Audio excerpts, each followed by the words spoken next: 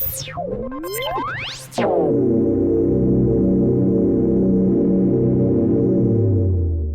is your weekly report on corruption in the Philippine government.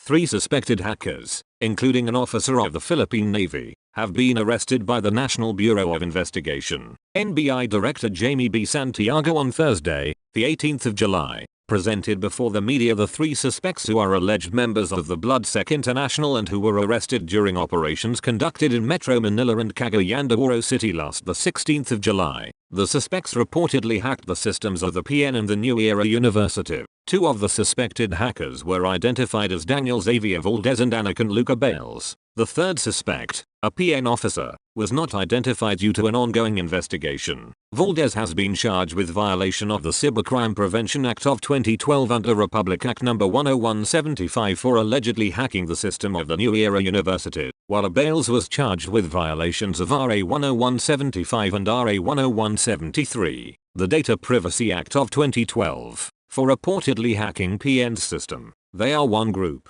They are responsible for the 2016 hacking of the Commission on Elections, Santiago said. He also said that Valdez has admitted to be the founder of the group. NBI Cybercrime Division Chief Jeremy C. Lotok said the operation was an offshoot of the arrest of suspected hackers in Tagaytay City last the 8th of July. During the controlled viewing of one of the phones of those arrested in Tagaytay, Lotok said it was found that there was communication with a hacker who was found later to be a member of PN through the help of the PN. The NBI was able to identify that the suspected hacker was the Navy officer, Lotok also said. He said the mobile phone of the PN member showed that it has a directory scanner. The directory scanner has the capability to scan secret files, directories, etc. in the system of our Philippine Navy, he explained. When investigators dug deeper, Lotok disclosed that it was found that the directory scanner remained active and that the Navy man was also in constant communication with a person who was later found to be Valdez. So we hatched an operation to arrest the founder of the BSI, he said. Valdez was arrested in Cubao,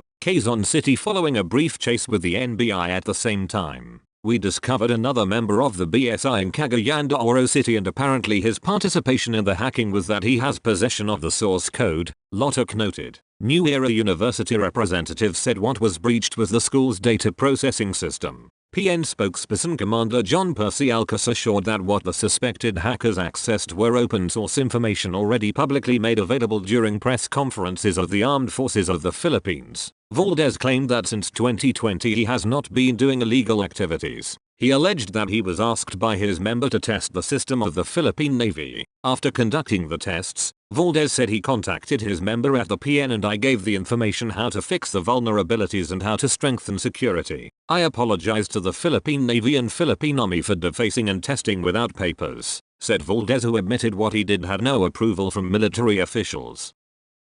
The Court of Appeals has reversed the acquittal of former Police Lieutenant Colonel Rafael Dumlao as the mastermind of the kidnap slay of South Korean businessman Ji Ik-ju in 2016. The CA sentenced Dumlao to a life term without parole and ordered him to pay 350,000 pesos in damages for the charge of kidnapping with homicide and 225,000 pesos in damages for kidnapping and serious illegal detention, according to a statement by the Supreme Court issued yesterday afternoon. Dumlao was also sentenced to another 35 years for carjacking. The decision was penned by CA 13th Division Associate Justice Carlito Calpachera, who granted a petition filed by government prosecutors to nullify the 2023 decision of Pampanga Regional Trial Court Branch 60 Judge Ida Dizon acquitting Dumlao, a former official of the defunct Philippine National Police Anti-Illegal Drugs Group. In granting the petition, the CA found that Dizon gravely abused her discretion by gross misapprehension of facts when she acquitted Dumlao. The CA also ruled that the proceedings before Dizon were a sham and an apparent mockery of the judicial process. The CA held that the RTC reached a conclusion that clearly contradicted the testimonies of witnesses, rendering the prosecution's presentation of evidence inutile and blatantly abusing its discretion to a point so grave as to deprive it of its very power to dispense justice. It erred in brushing aside the circumstantial evidence by the prosecution, which is sufficient by itself to support a judgment of conviction and could have galvanized Dumlao's culpability, the CA's decision stated. Dumlao,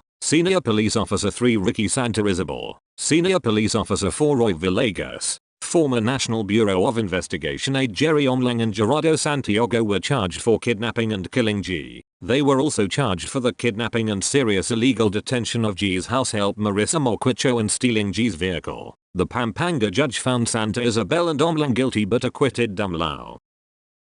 An employee of the Manila City Hall was arrested after he extorted money from a street vendor in Amita, Manila on Friday, the 19th of July. The Manila Police District identified the suspect as Christian Lopez, 48, a resident of Tondo, Manila and personnel of Manila Hawkers under Manila Bureau of Permits. According to complainant Pamela Montoya, the suspect introduced himself as a personnel of Hawkers of the Manila City Hall who was assigned to remove road obstructions in Manila. She said the suspect was demanding 500 pesos from her in exchange for her stay in the area. The suspect also threatened her that he will destroy her food cart if she fails to comply with his demand. The suspect also mentioned to the victim that he will give the money to the Special Mayor's Reaction Team office. The MPD operatives immediately conducted a surveillance to verify the veracity of the information and launched an entrapment operation against the suspect. The suspect was brought to Smart Office for documentation of the case.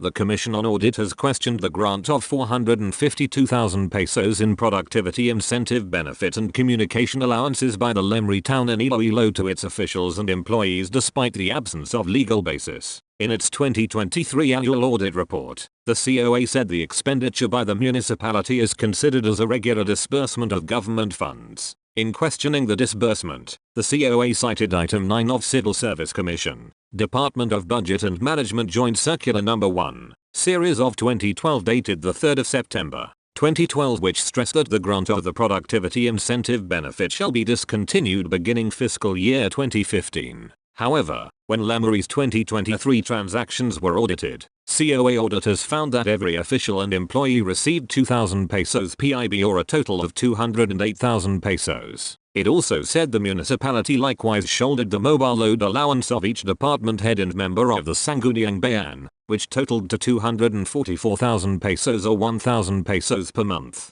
When questioned about these transactions, the COA said that the town's accountants told the audit team that it has been the practice of the municipality to grant its officers and employees such incentives and allowances annually or monthly. It pointed out that the incentive and allowance are not among the standard and special purpose allowances and benefits provided in the total compensation framework established in Republic Act No. 114/66, the Salary Standardization Law of 2019. In the case of the expenses for mobile loads, the COA said that since the payment was given directly to the department head in the form of monthly allowance, it is considered as an additional benefit granted to the employee concerned. The COA then asked the officials of Lemri Town to discontinue the grant of productivity incentive allowance benefit and communication allowance to its officers and employees. Henceforth, we recommended and the municipal mayor and the Sangguniang Bayan agreed to ensure that the payment of allowances, incentives, and other benefits to its officers and employees are expressly provided by law and other statutory authority, and the rules and regulations promulgated by competent authority to avoid incurrence of irregular expenditures of government funds, COA's audit report stated.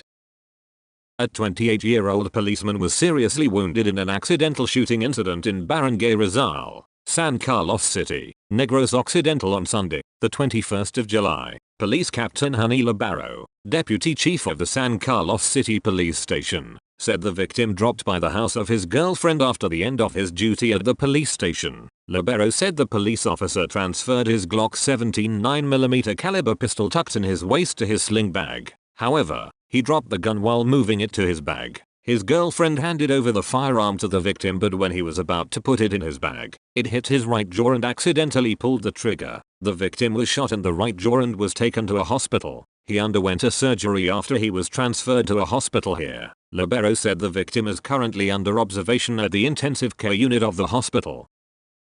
A complaint for attempted murder has been filed against a former city councillor and son of a barangay chairperson in Laguna over the shooting of a local journalist, the Presidential Task Force on Media Security said Wednesday. According to the PTFOMS, the Malacanang's arm in charge of ensuring media security in the country, the case was filed last Monday, just a week after Mark Angelo Barrios of Laguna Patrol was shot by unidentified gunmen aboard a motorcycle. Undersecretary Paul Gutierrez, PTFOMS Executive Director, commended the Criminal Investigation and Detection Group for immediately responding to the task force's request for a deeper investigation of the incident. This again showed that the established mechanism by the government to address any violation in the right to life, liberty, and security of all members of the press is working efficiently, Gutierrez said. The initial police report said 2 motorcycle riding suspects fired 7 times at Barrios while he was on his way home to Barangay San Gregorio in San Pablo City on the evening of the 15th of July. He was miraculously unharmed, although his motorcycle was damaged by the attack.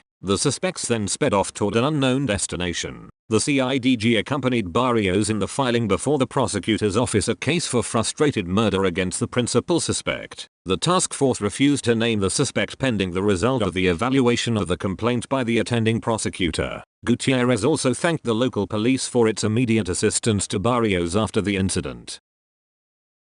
That's all for this week. I'll see you next week with more stories of corruption and foolishness within the Philippine government.